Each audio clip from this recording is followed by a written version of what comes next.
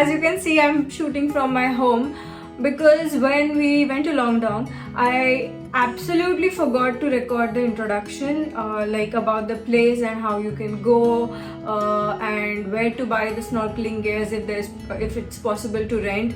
All of these things I should have recorded back then, but I forgot because we were so excited to like jump right in. So yeah, so this is like me recording it post our adventure. Okay, so let's start. So Longdong Bay is like somewhere in the north Taipei City, northeast New Taipei City, sorry. And you can reach there by there are three ways to reach here. One is to take a train till Ruifang, and from Ruifang there are buses. Bus number 856. This is actually a tourist bus, and I've been on this bus couple of times. So it goes like, it actually covers all the tourist spots around Ruifang, starting from Geofen, then it goes to the gold mine, Golden Waterfall, Nanya Rocks, and places like that, and then eventually you come to Longdong. But for someone who has like road sickness, motion sickness, this route is not advisable because the road is like quite sinusoidal, so people might get like motion sick. So the other two routes are, one is to take a train till Keelung, and from Keelung there is a bus number 791 which is bound towards Fulong, and then you get down at the stops near Longdong Dragon Caves. And the other way is to take the opposite route, like take the same bus 791 from Fulong bound to Keelung. So, and I think we did both these routes, and it takes approximately same time, so you can choose whichever route you want to. Okay, so this is about travel. Now coming about snorkeling part, so as you saw that like in my introduction video, in my introduction, that this place is filled with beautiful fishes. So there are like, so since the bay is famous for snorkeling and scuba diving, there are actually shops which offer snorkeling gears as well as scuba diving gears, and if you don't have license for scuba, they have shops, like they have places where there is a trained diver who will accompany you for diving.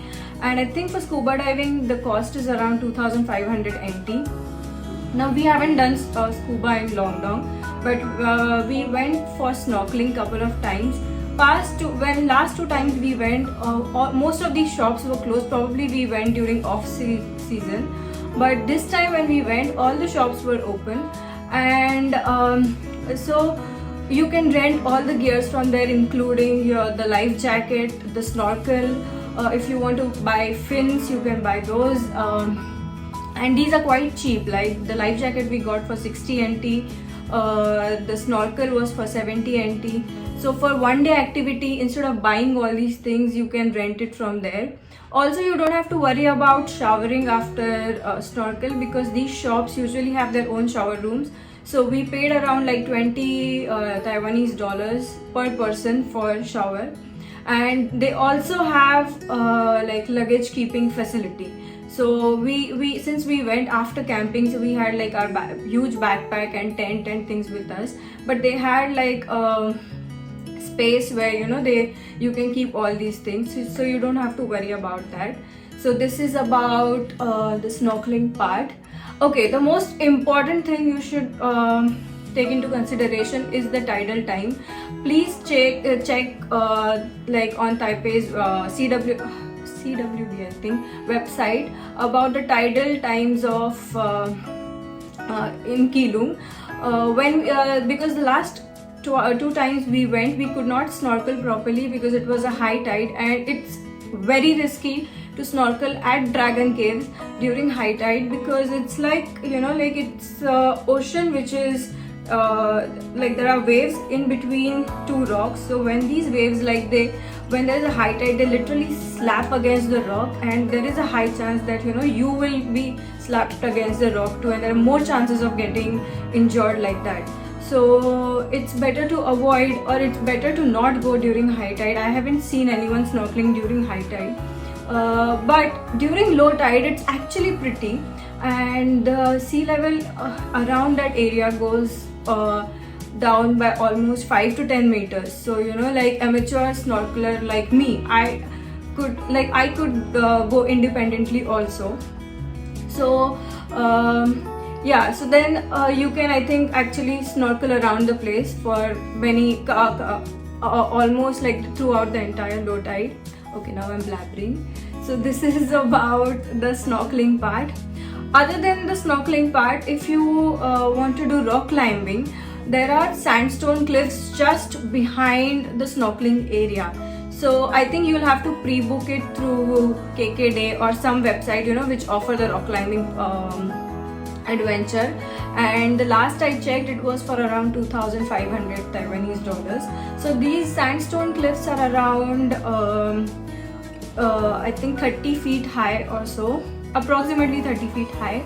And the way I have seen people doing it is they actually have all the safety gears with them, including their helmet and all the things that are required. So you can also try these things, you know, like you can combine these things, rock climbing and snorkeling together. And what else can you do in Longdong Bay? So they have 1 or 2 cafes where you can try seafood, and they have a small hike nearby. So you know, like you can go till the pavilion, you can see the view and then come back. So this is all these things are like in one spot.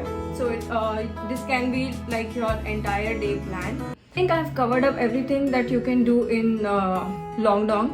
But suppose if you have, like, you know, you leave very early in the day and you still have time left and you want to continue with your travel, you can take the same bus 795, and the next, I think next stop or just 2 stop after is Bitaojiao Cape. So you saw in my previous videos, I have a video on Bitaojiao Cape and how beautiful it looks. So you can like club that hiking also with your snorkeling or rock climbing experience.